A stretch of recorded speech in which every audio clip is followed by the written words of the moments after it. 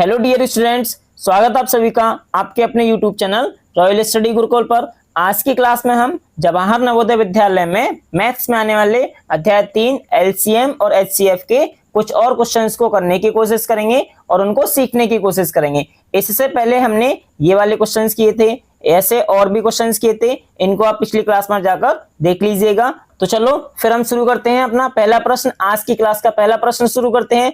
प्रश्न नंबर 16 में दिया है 11 के प्रथम 7 गुणजों का योग होगा। तो हम क्या करेंगे, 11 के प्रथम 7 गुणज लिख लेंगे। तो 11 के प्रथम 7 गुणज क्या होते हैं, 11, 22, 33, 44, 55, 66 और 77। ये आपके 11 के प्रथम 7 गुणज हैं और इन्हीं का हमें योग करना है। तो इसको हम प्लस कर लेंगे, यही हम प्लस कर लेंगे, इन्हीं नंबर्स को हम प्लस करेंगे। प्लस करके देखो कितना आएगा, 7, 6, 13, 13, 5, 18, 18, 4, 22, 22, 3, 25, 25, 2, 27, 27 और 1, 28 की 8 लिखेंगे हम, हासिल 2 लगाएंगे, फिर से जोड़ेंगे 7, 6, 13, 5, 18, 4, 22, 3, 25, 2, 27, 1, 28 और हासिल 2, 30 हो जाता है। योग आ गया आपका 308 और 308 दिया है आपको ऑप्शन नंबर 2 में, तो आपका राइट आंसर हो जाएगा ऑप्शन नंबर 2।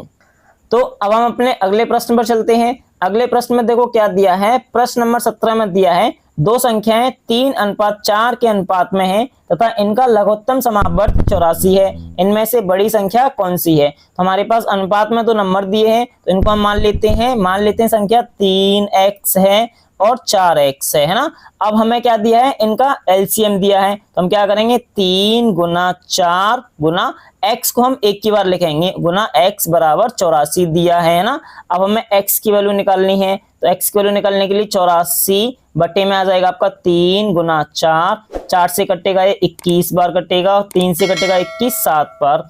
तो x की वैल्यू आपकी निकल आई 7, कितने निकल आई 7। और हमें क्या पूछा है, बड़ी संख्या पूछी है, तो बड़ी संख्या यहाँ 4x है, तो कितना है 4x। अब हमें 4 तो रखना है और x की वैल्यू रख देंगे हम यहाँ 7, तो आपकी वैल्यू निकल आएगी 28। तो बड़ी संख्या कितनी निकलेगी 28 और 28 आपको दिया है ऑप्शन नंबर 3 में, तो आपका राइट आंसर हो जाएगा ऑप्शन नंबर 3। अब हम अपने अगले प्रश्न पर चलते हैं। अगले प्रश्न में देखो क्या दिया है, प्रश्न नंबर 18 में दिया है दो संख्याओं का HCF 12 है तथा उनका अंतर 12 है, यह संख्याएं निम्नलिखित में से कौन सी हो सकती हैं। आपको ऑप्शन में कुछ संख्याएं दी हैं, इनमें से आपको बताना है कि दोनों संख्याओं के बीच में अंतर 12 होना चाहिए और उनका HCF भी 12 होना चाहिए। तो हम चेक करेंगे, देखो इन संख्याओं का अंतर कितना निकल रहा है, 66 और 78 का अंतर निकलेगा आपका 12, कितना निकलेगा 12। अंतर तो निकल रहा है लेकिन HCF हमें निकालना है, 12 भी होना चाहिए। अब ये 12 से देखेंगे कट जाएगा, पूरा पूरा कट जाएगा, ये पूरा पूरा नहीं कटेगा, तो आपका ये वाला तो आंसर होगा नहीं। अब यहाँ देखो यहाँ भी अंतर आपका 12 निकल रहा है, 70 और 82 का अंतर कितना निकल रहा है, 12 निकल रहा है, लेकिन ये 70 12 से नहीं कटता, ना 82 12 से कटता पूरा पूरा, तो ये भी नहीं होगा। फिर हम देखेंगे 62 और 78, इन दोनों का अंतर कितना है, इन दोनों का अंतर 16 निकलेगा, तो ये तो आपका होगा ही नहीं, ये वाली संख्या तो होगी ही नहीं है ना। अब हम देखेंगे ऑप्शन नंबर 1 84 और 96, कितना 84 और 96, इनका अंतर देखो 12 है और 12 से 84 कट जाता है 7 बार और 12 से 96 कट जाता है 8 बार, पूरा पूरा कट जाता है। आपका ऑप्शन नंबर कितना हो जाएगा, ऑप्शन नंबर 1 आपका राइट आंसर हो जाएगा। अब हम अपने अगले प्रश्न पर चलते हैं। अगले प्रश्न में देखो क्या दिया है, ऐसी सबसे छोटी संख्या ज्ञात कीजिए जो 9, 12 एवं 15 प्रत्येक से भाज्य हो। मतलब आपको इनमें से ऑप्शन में जो दी गई संख्याएं हैं, इनमें से आपको ऐसी छोटी छोटी संख्या बतानी है जो 9 से भी भाग चली जाए, 12 से भी भाग चली जाए और 15 से भी पूरा पूरा भाग चला जाना चाहिए।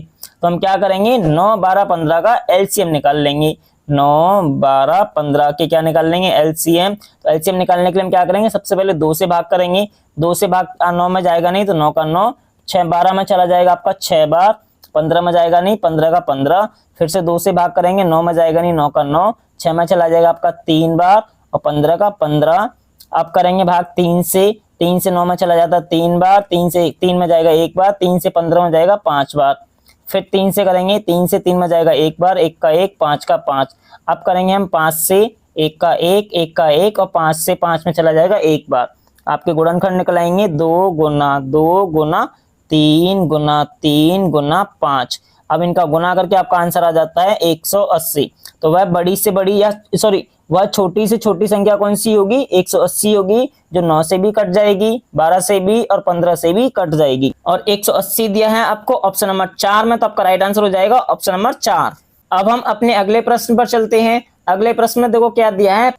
प्रश्न नंबर 20 में दिया है, वह बड़ी से बड़ी संख्या ज्ञात कीजिए जिससे 37, 56, 93 को भाग देने पर शेषफल क्रमशः 1, 2 और 3 रहेगा या बचता है।